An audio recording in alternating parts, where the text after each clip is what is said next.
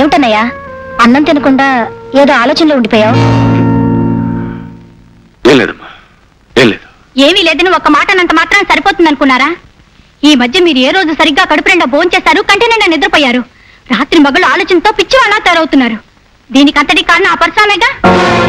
వాణ్ణి మాట అంటేనే తప్పంటారా? నీకు మనశ్శాంతి లేకుండా చేసేవాడిని ఏమన్నా తప్పులేదు.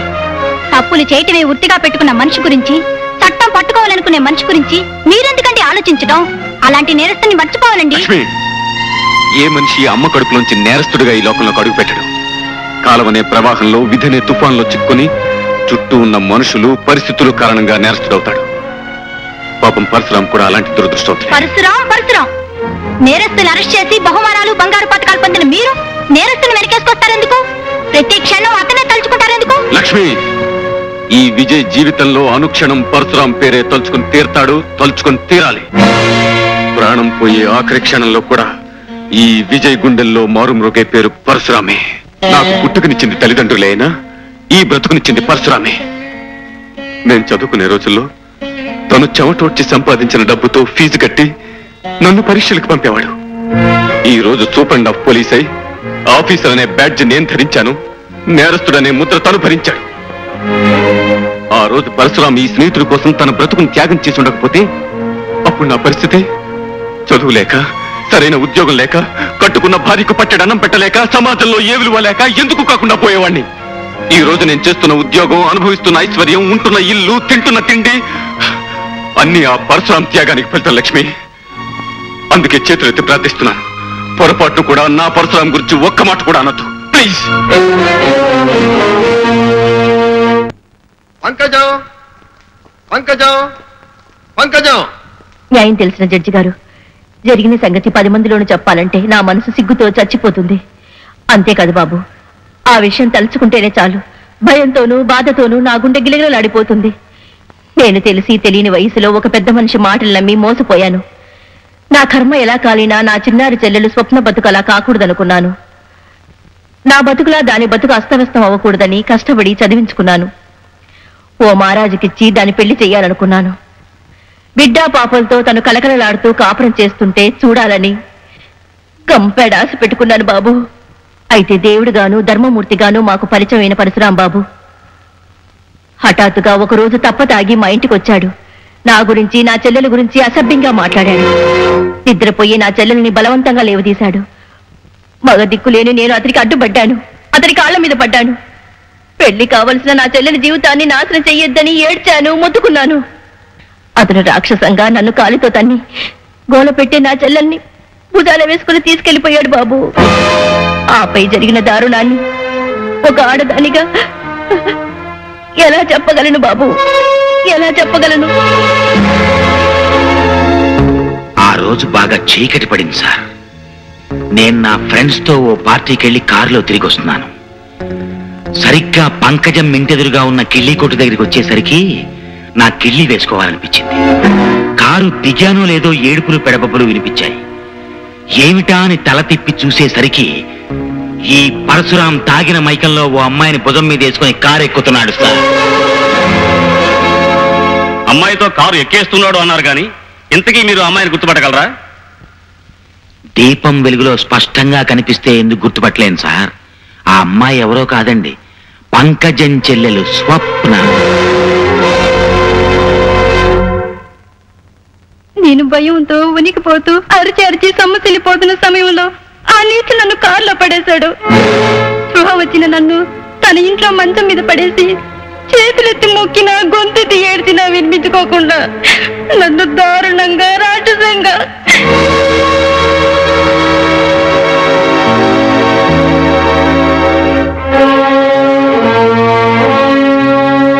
యువర్ ఆనర్, ఈ విషయమే మిగిలిన సాక్షులు కూడా హాజరుపరచవలసిందిగా కోర్టు వారిని కోరుతున్నాను. Yes, proceed.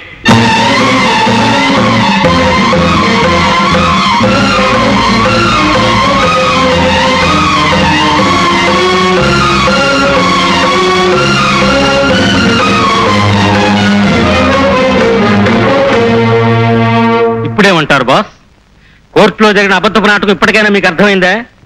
లంచాలకు మనుషులు అమ్ముడిపోయారు, డబ్బుతో తట్టన్నోరు కట్టేయబడింది, అబద్ధాలు న్యాయస్థానం శ్రద్ధగా వింటోంది. కేశవ, తప్పుడు సాక్ష్యాలకి, అబద్ధపు ఫిర్యాదులకి, అన్యాయపు ఆరోపణలకి నేనేం భయపడను.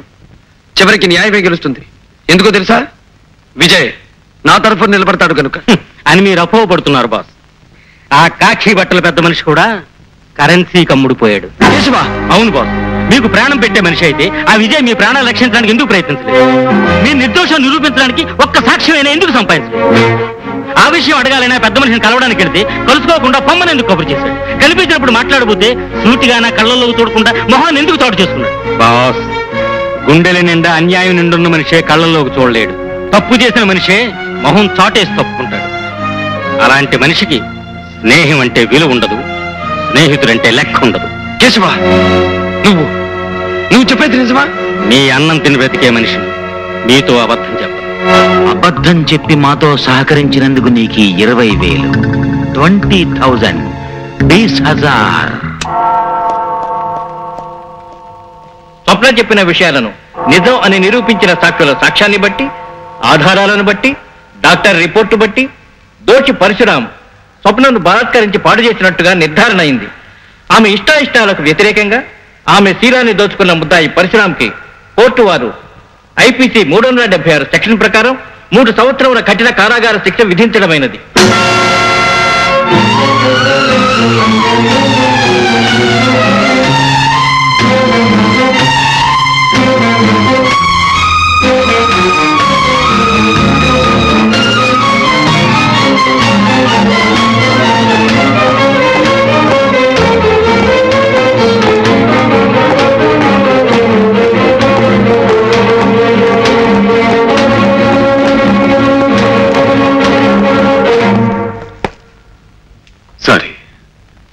సారీ రాము. స్నేహాన్ని వెన్నుపోటు పొడిచి సారీ చెప్పడం ఎందుకు? రాము, అలా మాట్లాడుకో. ఇలా జరుగుతుందని నేను ఊహించలేదు. నేను ఊహించలేదు, కానీ జరగాల్సింది జరిగింది. ఈ లోకంలో కత్తి కంటే పదునైంది డబ్బు. నల్లగౌన్లు వేసుకున్న పెద్ద మనుషులు ఆ పదునైన ఆయుధంతో సత్యాన్ని, న్యాయాన్ని ఇక్కడ హత్యగావించడం మామూలు ఇన్స్పెక్టర్. కాకపోతే ఈ రోజు ఒక నమ్మిన మనిషి చేతుల మీదుగా స్నేహం కూడా ఇక్కడ కూనియంది ఇన్స్పెక్టర్. రాము, నువ్వు నన్ను అపార్థం చేసుకుంటున్నావు. కాదు, ఇప్పుడే నిన్ను సరిగ్గా అర్థం చేసుకున్నాను. నిన్ను నా ప్రాణానికి ప్రాణంగా భావించి నీ భవిష్యత్తు బ్రతుకు బాగుండాలని తాపత్రయపడే ఆప్తుణ్ణి, నాకు అన్యాయం చేసే కాకి బట్టలు వేసుకున్న కుట్టిన మనస్తత్వం ఉన్న ఆఫీసర్ వినువని అర్థమైంది విజయ్, అర్థమైంది. పొరపాటు పడుతున్నా రాము. నిజంగా నిన్ను రక్షించుకోవాలని ప్రయత్నించాను. కాదు, నిప్పులాంటి పరశురాం తప్పు చేశాడని జైలుకి పంపించి 10 మంది చేత సభాష్ అనిపించుకోవాలని తాపత్రయపడ్డావు. అబద్ధపు కేసు బనాయించావు, తప్పుడు సాక్ష్యాలు చెప్పించావు, మోసం చేసి నన్ను దోషిని చేశావు. రాము, ఈ మాటలంటున్నది నువ్వు కాదురా. నేరాలు, కుట్రలు, కుతంత్రాలతో మళ్ళీవైపోయిన నీ మనసు.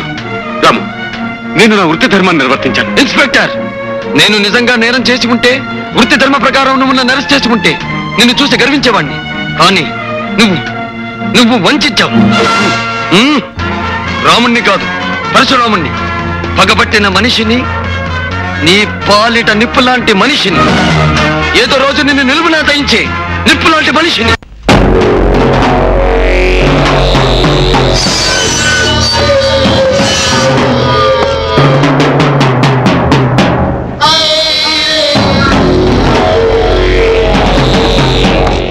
Good morning boss, welcome. ఏం కేశవ, బాగున్నావా? బాగున్నాను బాస్, పదండి వెళదాం.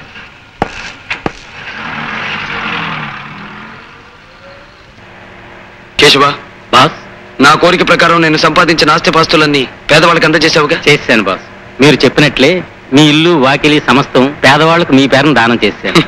ఇప్పుడు నాకు లక్షలతో పని లేదు కేశవ, ఉన్న లక్ష్యం ఒక్కటే. కానీ బాస్, ఇప్పుడు మీరు ఏదైనా హోటల్కి పెడదాం పద. కేశవ, ఒకప్పటి నా ఆప్తమిత్రుడు, ఆ తర్వాత నా బద్ధ శత్రువైన విజయ్ ప్రమోషన్తో ఎస్పీ పొజిషన్కి వచ్చాడు కదూ? అవును బాస్. అతని ప్రాణానికి ప్రాణంగా చూసుకునే ఒక్క చెల్లెలుండాలి. ఆమె పెళ్ళై వెళ్ళిపోయిందా? లేదు బాస్, చదువు పూర్తయింది, ప్రస్తుతం ఖాళీగానే ఉంటుంది. వేటాడవలసిన మేక పిల్లని పులి ఒక్కసారి కళ్ళారా చూడాలి. ఆ అమ్మాయిని నేను చూసి తీరాలి.